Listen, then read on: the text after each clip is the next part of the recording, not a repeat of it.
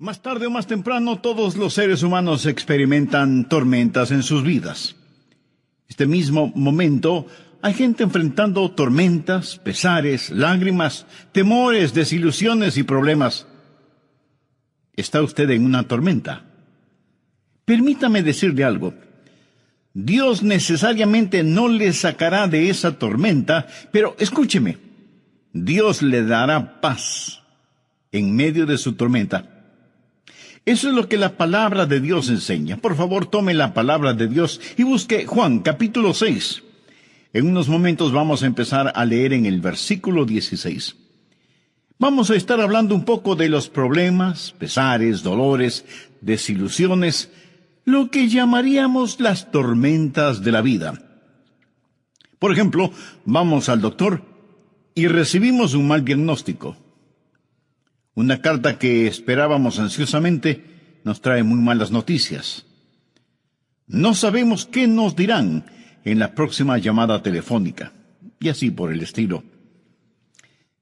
Mi esposa y yo en el desayuno leemos las Escrituras, de manera especial en el libro de los Proverbios. Y leímos el siguiente, Proverbios 27:1.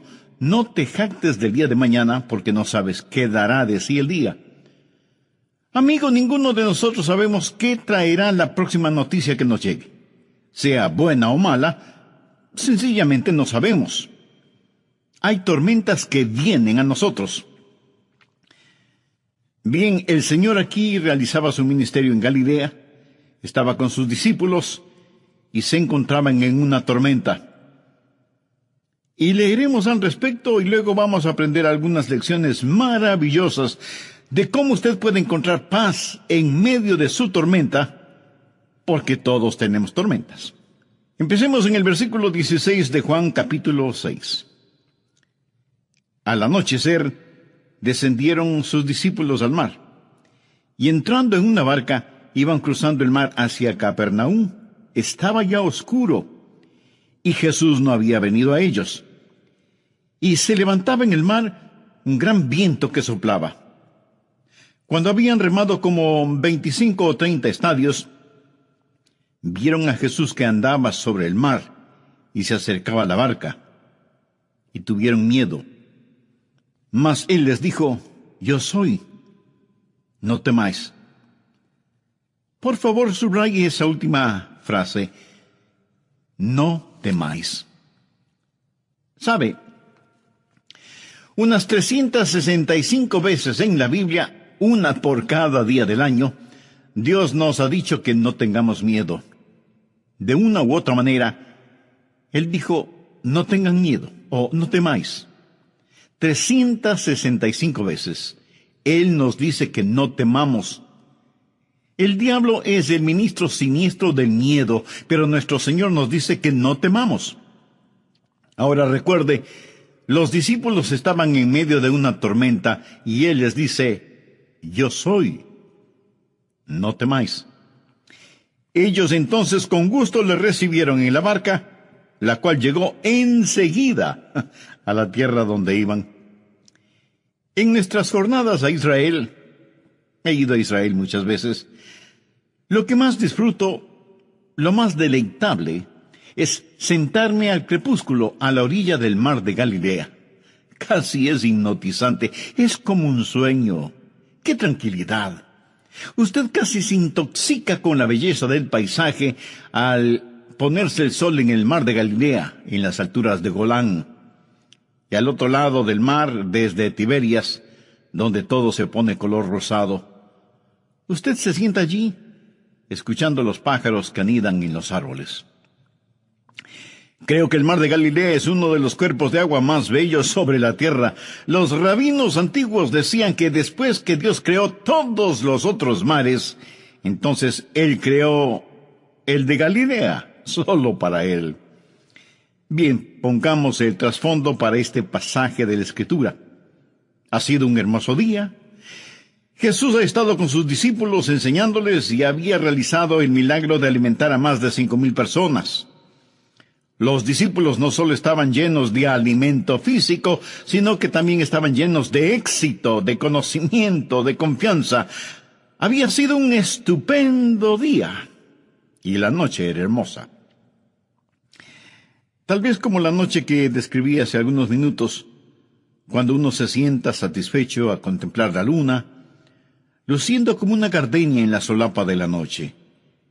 Y había una leve brisa suave como el suspiro de un bebé, acariciando sus mejillas. Y los discípulos, experimentados hombres de mar, suben a su barco para cruzar hasta el otro lado del mar, regocijándose de tan estupendo día. Y entonces sucedió así. De repente, el viento comenzó a soplar. Las nubes cubrieron la luna y las estrellas, y el viento está soplando más y más fuerte. Las olas comienzan a levantarse amenazadoras, y el agua del mar comienza a llenar el barco, y ahora ellos se encuentran en medio del mar. Oscurece, y el viento es contrario a ellos, y no pueden ni siquiera ver sus manos frente a sus rostros. Y el mar de Galilea, que había estado tranquilo como un lago dormido, ahora se ha convertido en una peligrosa y mortal trampa. Y estos experimentados marineros se llenan de temor. Hacen un esfuerzo con los remos.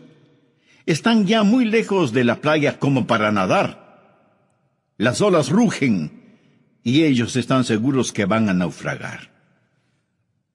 ¿Y dónde está Jesús? ¿Por qué no había venido con ellos? ¿Por qué los había olvidado? Y de pronto lo ven caminando sobre las aguas, pero eso no les causa ninguna alegría. Ahora el temor se transforma en terror. ¿Qué es lo que está sobre las aguas? ¿Es un monstruo marino? ¿Es un fantasma? Y entonces le reconocen, es Jesús, y caminando sobre las aguas. Y Él les habla y les dice, no temáis. En el Evangelio de Mateo dice, tened ánimo, soy yo, no temáis. Y ellos lo recibieron en el barco, y cuando así lo hicieron, observe esto, cuando así lo hicieron, de inmediato se encontraron en la playa. Ahora quiero darles 6 principios. Por favor, anótelos. Esto es lo que usted puede decir cuando está en una tormenta. Primero, estoy gobernado por su providencia. Lo que le sucedió a estas personas aquel día no fue ninguna coincidencia, no fue un error, ni era algo que debía haberse evitado. La tormenta sencillamente no tomó a Jesús por sorpresa. Amigos, si Jesucristo puede caminar sobre el agua, Jesucristo puede ciertamente pronosticar y prever el tiempo. Esto no fue incidental, fue providencial. Ponga al margen Mateo capítulo 14 y versículo 22. La Biblia dice, enseguida Jesús hizo a sus discípulos entrar en la barca. Él les dijo, ustedes deben hacerlo. Era Jesús quien los envió a esa tormenta. Puede ser que Dios ha diseñado su tormenta. Dios ha diseñado su tormenta, y si Él no la ha diseñado, escuche, si Él no la ha diseñado, Él ciertamente la ha permitido porque nuestro Dios está en control de todo. Estuve leyendo el Salmo 107, los versos 24 y 25. Dicen, ellos han visto las obras de Jehová y sus maravillas en las profundidades, porque habló e hizo levantar un viento tempestuoso que encrespa sus ondas. ¿Lo ve? Es Dios quien controla los vientos y las olas. Él es quien causa que las tormentas lleguen. Verá, es una teología vacía el decir que si estamos en la voluntad de Dios, vamos a navegar apaciblemente por el mar de la vida, que no tendremos enfermedades, ni penas, ni desilusiones, ni separación, que no habrá muerte en nuestra familia, que no habrá problemas. Como algunos charlatanes lo dicen en televisión, esté bien con Dios, cree en Dios. Envíeme una ofrenda generosa y nunca se enfermará. Todo le saldrá muy bien. Este es el evangelio de la prosperidad, de los carros de lujo, de la tranquilidad financiera. Amigo, hay una palabra muy castiza que describe eso. Engaño. Escuche, vamos a tener dificultades, y lo primero que usted puede decir cuando la dificultad llegue es que la providencia de Dios está sobre todo. Soy gobernado por su providencia. El plan maravilloso de Dios está en efecto, lo que llamamos la providencia de Dios. Ahora, recuerde, Jesús hizo que se embarcaran hacia la tormenta. Ellos estaban en esa tormenta debido a la providencia de Dios. Lo segundo que usted puede decir es, número 2, estoy creciendo por su plan. El plan de Dios es no complacerle.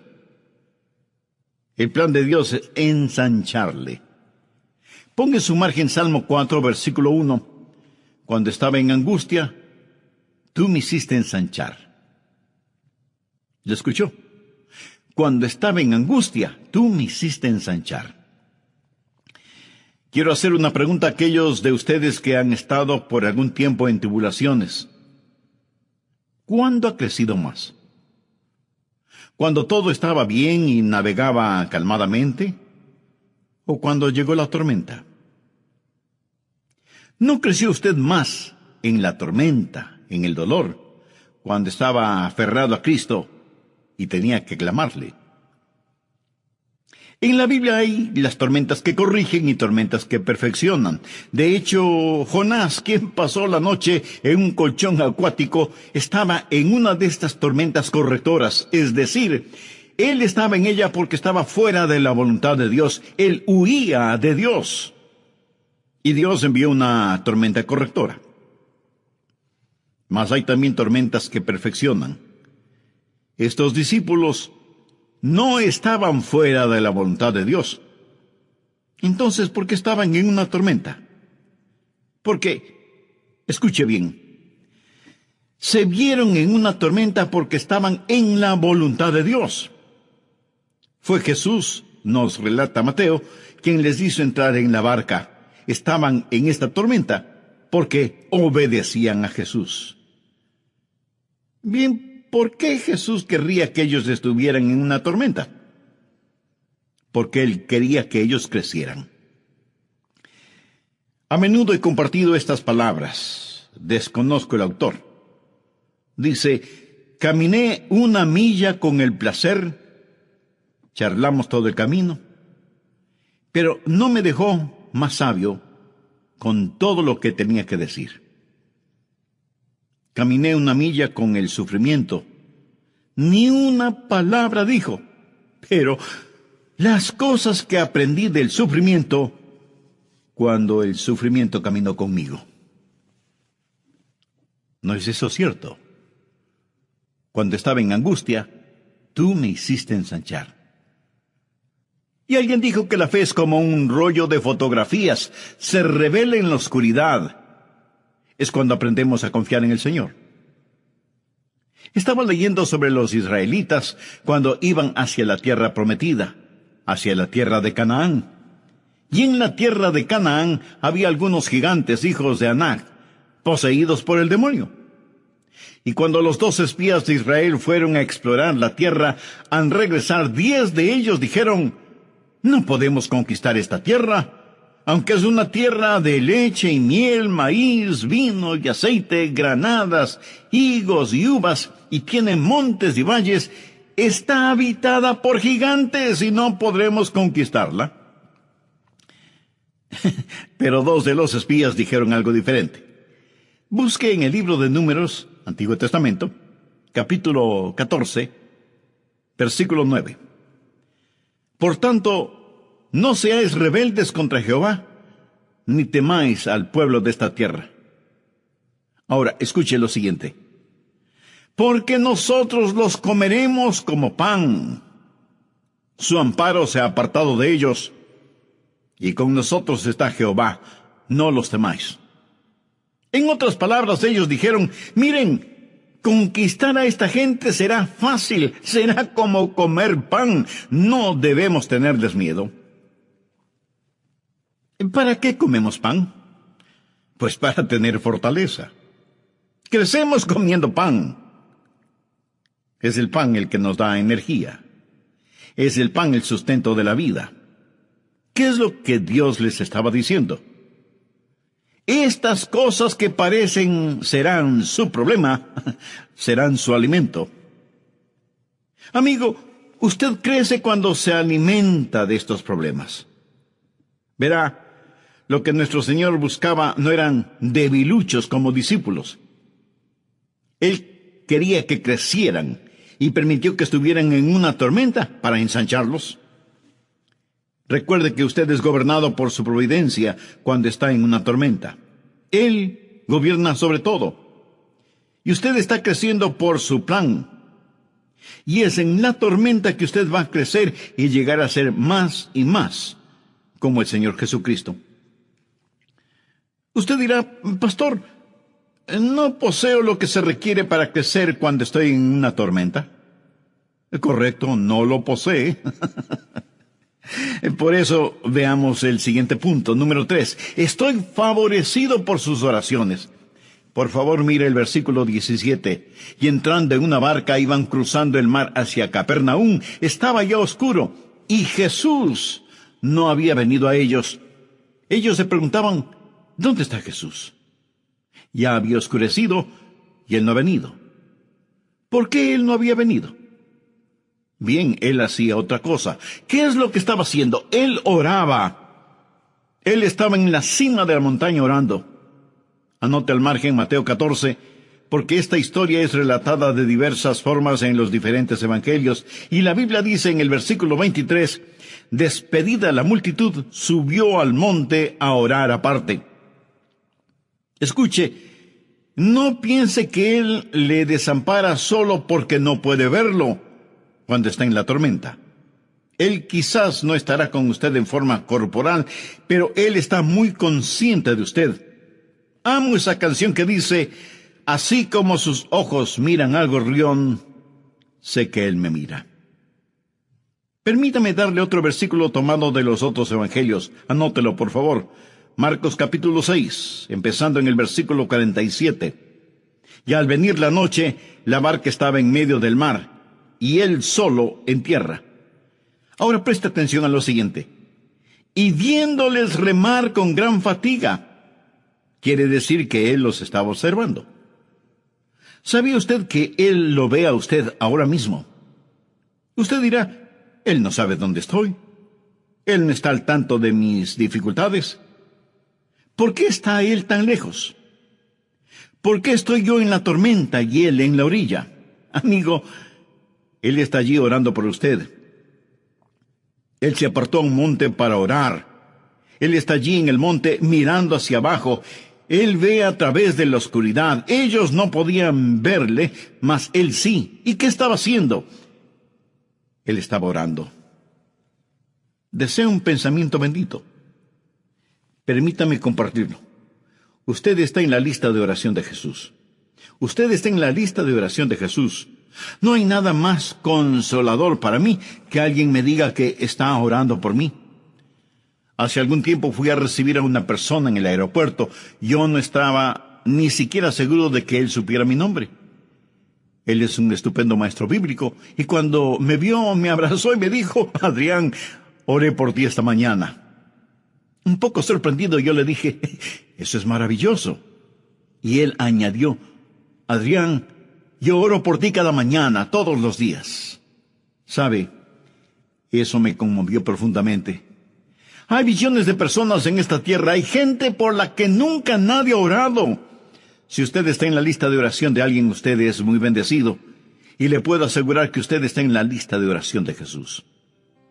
El Señor Jesús le conoce por nombre, y la Biblia dice que Él vive para interceder por nosotros. En Hebreos 7:25 leemos, por lo cual Él puede también salvar perpetuamente a los que a Él se acercan, viviendo siempre para interceder por ellos. Recuerde que paz no es la sustracción de los problemas de la vida. La paz es la suma de poder para enfrentar estos problemas. Esa es la paz de Dios. Y empecé a compartir en el programa anterior 6 principios básicos que puede decirlos cuando enfrenta una tormenta. Primero, estoy gobernado por su providencia. Segundo, estoy creciendo por su plan. Tercero, estoy favorecido por sus oraciones. La Biblia dice que Él, o sea, el Señor Jesús, vive para interceder por nosotros. Hebreos 7:25. Por lo cual puede también salvar perpetuamente a los que por Él se acercan a Dios, viviendo siempre para interceder por ellos. ¿Usted ha venido a Dios por medio de Jesús? Entonces, está en su lista de oración. ¿Y qué está haciendo? Escuche, el trabajo terminado de Jesús es el Calvario. El trabajo no terminado de Jesús es su ministerio de oración. Así que estoy gobernado por su providencia, estoy creciendo de acuerdo a su plan y soy bendecido por sus oraciones. No solo favorecido por sus oraciones, sino también estoy animado por su presencia. Él vendrá. Mire, por favor, nuevamente Juan 6, el versículo 20. Mas Él les dijo, yo soy. No temáis. Y en Mateo, Él les dice que tengan ánimo. Mateo 14, versículo 27. Pero enseguida Jesús les habló diciendo, tened ánimo, yo soy. No temáis. Puedo ver a estos discípulos con el sudor en sus frentes y sus rostros reflejando el temor. Sus manos ceñidas a los remos, fatigados, con dolor de espalda, remando y remando. Pedro grita, más fuerte, que nos vamos a hundir. Y Tomás dice, no creo que vayamos a lograrlo, vamos a naufragar.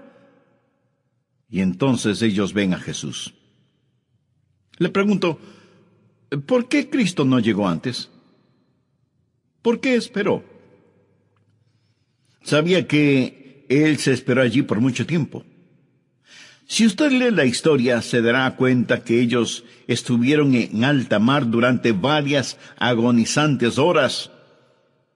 Y aquí se encontraban en la hora más oscura de la noche. Y Mateo relata que Jesús llegó en la 4ª vigilia de la noche. Eso es entre las 3 y las 6 de la mañana, la hora más oscura. Durante largas y agonizantes horas, parecía que Él se hubiera olvidado de ellos. Y no fue que Jesús se había olvidado de ellos. Realmente fueron los discípulos quienes se habían olvidado de Jesús. ¿Sabe? Jesús acababa de realizar un milagro. Si usted lee la historia en el 6º capítulo de Juan, se dará cuenta que Jesús había alimentado a unas 5,000 personas. Note, por favor, el versículo 12.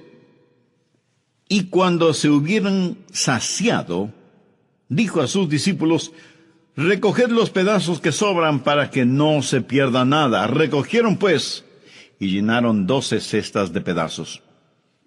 Bien, ¿por qué llenaron 12 cestas? ¿Cuántos discípulos? 12 discípulos.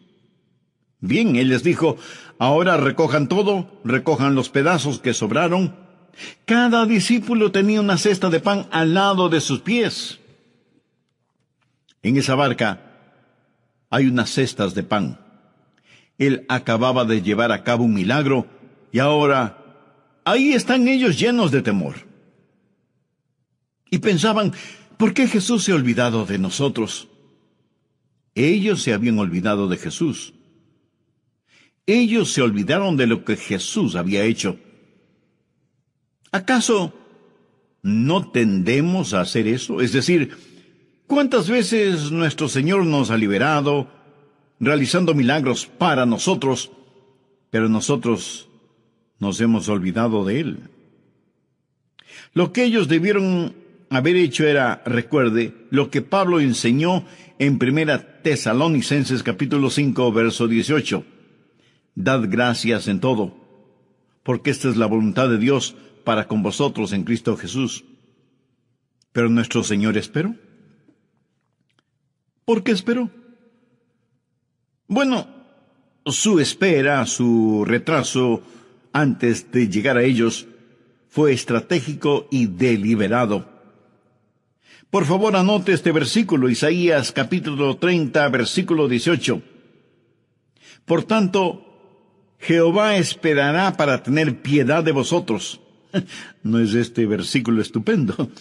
Por tanto, Jehová esperará, no para ser cruel con usted, sino para tener piedad de vosotros y por tanto será exaltado. Dios está en el negocio de hacer gloria para sí. Será exaltado teniendo de vosotros misericordia, porque Jehová es Dios justo. Eso significa discernimiento.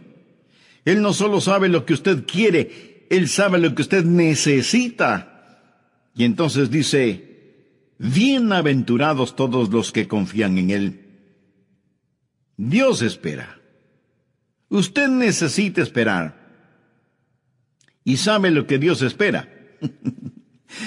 Dios está esperando que usted espere en Él. Dios espera que usted espere en Él.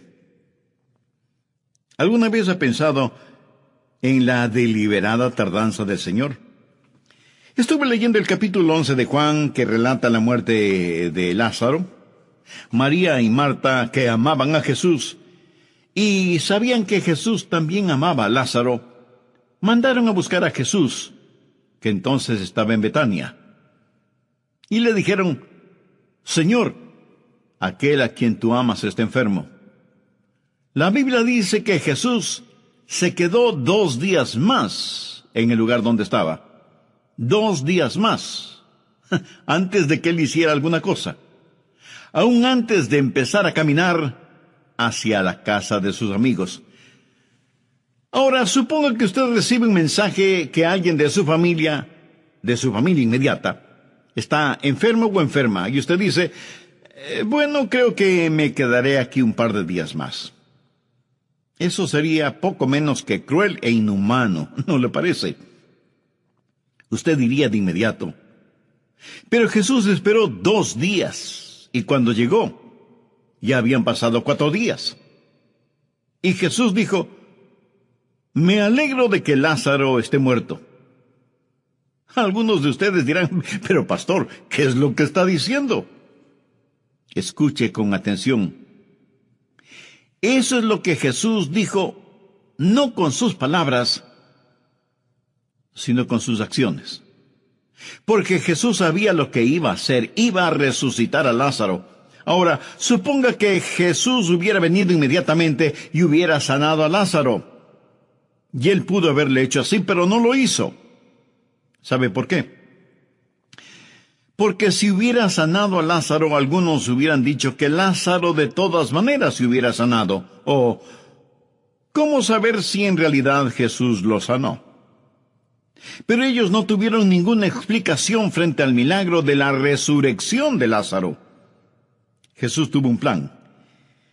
Y ese plan no tuvo ningún sentido para Marta, quien prácticamente le llamó la atención a Jesús. No tuvo ningún sentido para María tampoco. Pero tenía sentido para el Señor Jesús. Por lo tanto, el Señor espera. Dios dio una promesa en el jardín del Edén, que enviaría al Mesías. Pero esperó 4,000 años. ¿Escuchó lo que dije? Esperó 4,000 años antes de hacerlo. La Biblia dice, cuando vino el cumplimiento del tiempo, Dios envió a su Hijo. Cuando vino el cumplimiento del tiempo. Muchas veces tratamos de cosechar las bendiciones de Dios antes de que maduren. Jehová esperará para tener piedad de vosotros, teniendo de vosotros misericordia. Bienaventurados todos los que confían en Él. Dios desarrolla paciencia. Dios nunca tiene prisa, pero nunca se atrasa tampoco. Habacuc 2, versículo 3 dice, aunque la visión tardará aún por un tiempo, mas se apresura hacia el fin, y no mentirá. Muchos esperamos el regreso de Jesús. La gente dice, ¿dónde está la promesa de su advenimiento? Porque desde el día en que los padres durmieron, todas las cosas permanecen así como desde el principio de la creación. Anótelo simple y llanamente. Él está por venir. Él viene. Y Él regresa en el tiempo perfecto de Dios. Pero Él retorna. Nuestro Señor está por venir. Luego usted puede decir, en el medio de su tormenta, estoy protegido por su poder. Note lo que Él dice en el versículo 20, yo soy, no temáis. Yo no sé quién dijo esto primero, mas es verídico. La voluntad de Dios nunca le llevará donde la gracia de Dios no pueda mantenerlo. Eso es bueno. La voluntad de Dios nunca le llevará donde la gracia de Dios no pueda mantenerlo. Eso es eternamente verdadero. Verá, enseguida Jesús hizo a sus discípulos entrar en la barca e ir delante de Él a la otra ribera. Usted leyó eso en la palabra de Dios. Él les dijo que cruzaran el mar, no que bucearan. Iban sobre, no debajo del mar. Dios tiene un plan para usted. Jesús no dejó a sus discípulos en el desastre. Él les mandó que fueran a la otra ribera, y cuando Él vino a ellos, Él les dijo, yo soy, no temáis.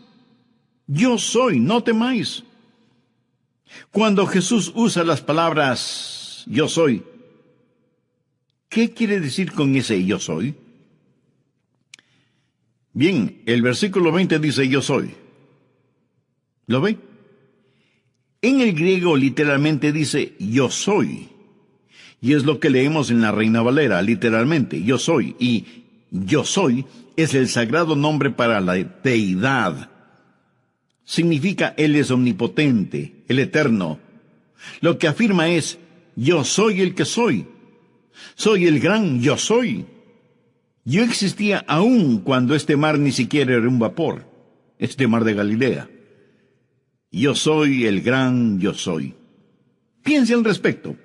Cuando Él dice, yo soy, es una proclamación de presencia eterna. No dice, yo fui, pero a lo mejor ya no soy. Tampoco dice, yo seré, pero a lo mejor no lo soy todavía. No. Él es, yo soy el que soy. Nunca hubo un tiempo cuando Jesús no fue, nunca habrá un tiempo cuando Jesús no sea. Y amigo, en medio de su tormenta, solo recuerde esto, cuando Él dice yo soy, es una proclamación de su presencia. Pero le diré algo más. No solo es una proclamación de su presencia, sino también un anuncio de abundancia. ¿Sabe lo que yo soy es? Es una frase incompleta. Yo soy... ¿qué? Bueno, llene el espacio vacío. Una y otra vez en el Evangelio de Juan, Jesús dice, yo soy, yo soy, yo soy. Él dijo, yo soy el camino. ¿Está usted perdido? Llene el espacio vacío. Él es el camino. ¿Está usted en el lado equivocado y quiere entrar? Bien, Él es la puerta. ¿Está padeciendo hambre? Él es el pan de vida. Tropieza en la oscuridad. Él es la luz del mundo. Y si usted está muerto en sus delitos y pecados, Él dice, yo soy la resurrección y la vida. Yo soy. Yo soy. Déjeme decirle algo muy importante, mi amigo. Él es el yo soy para usted. Y usted solo tiene que llenar los espacios vacíos. Yo no sé de sus problemas, desconozco sus necesidades, pero sí sé cuál es la respuesta, y su nombre es Jesús.